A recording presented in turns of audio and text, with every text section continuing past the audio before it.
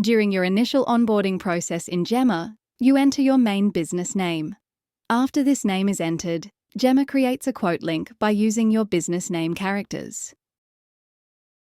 The quote link cannot be changed after this stage, even if you update your business name from the management portal later. In this tutorial, we explain what it is and how and where to use it. After the initial onboarding is finished, and when using Gemma from the management portal, the payment link is displayed on the settings page under the General Business Details section.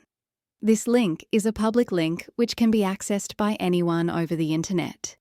It allows your clients to easily request quotes from your business and enter their own details without the need for you to enter those details manually. Let's see it in action and learn how it works.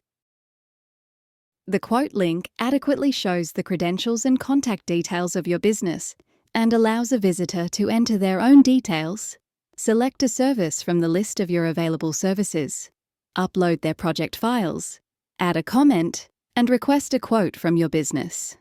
When a quote request is submitted, Gemma performs the following actions behind the scenes.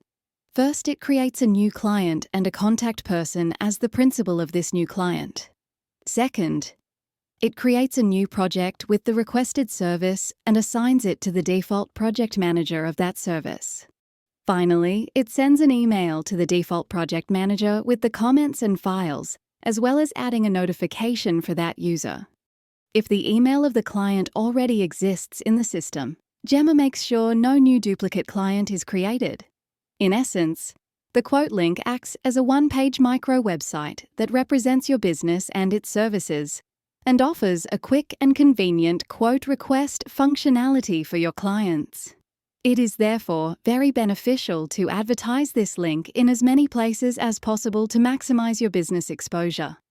Notable places to publish this link would be on your business website, in your email signature, social media profiles, and on the documents that you create.